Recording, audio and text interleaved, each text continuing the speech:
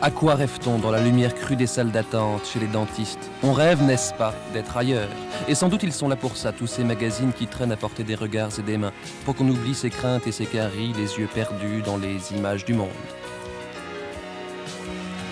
Ce bal était l'un des événements mondains de l'année. Plusieurs centaines d'invités sous les lambris dorés du Grand Hôtel.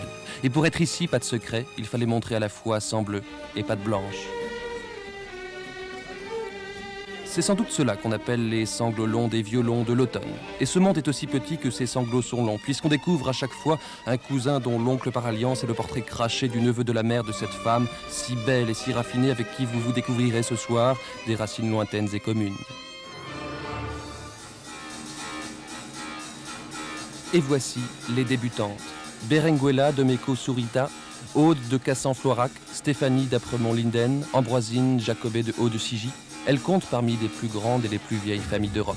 Ce soir, elles doivent porter sur leurs jeunes épaules à la fois le poids d'une robe et celui d'un nom. Elles n'ont qu'un droit, celui d'être parfaites. Dans ces regards, il y a autant d'admiration que de sévérité, car on n'autorise guère d'écart ni d'erreur à celles qui ont grandi à l'ombre d'un blason. On partage souvent les mêmes secrets de douleur et les mêmes soucis, avant de partager les mêmes valeurs.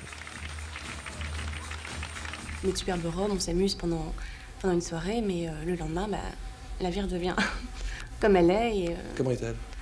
Elle est belle, mais elle est dure. Enfin, elle est dure. C'est pas un conte de fées. C'est pas un long fleuve tranquille. C'est pas un long fleuve tranquille. Je crois qu'il y a quelque chose de propre à l'aristocratie. C'est dans le sang, dans une élégance, une classe naturelle. Même si ça ne veut pas dire que quelqu'un qui n'a pas de titre ne vaut rien.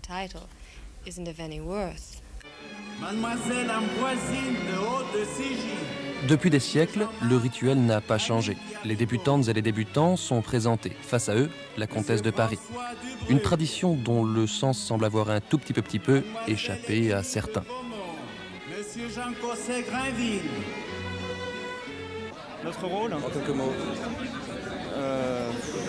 Je sais pas exactement quel est notre rôle en fait ce soir. Écoutez, mon rôle... Je sais pas, c'était quoi mon rôle en fait? Allez, on n'en voudrait personne de perdre la partie tête pour une particule. Et pour oublier qu'on avait oublié le pourquoi du comment, on a dansé sous les lambris du Grand Hôtel et puis bronzé sous le soleil des bodegas. À minuit, hélas, la plupart des princesses charmantes avaient pris le large. Les autres ont fait comme d'habitude. Elles sont rentrées chez elles en citrouille.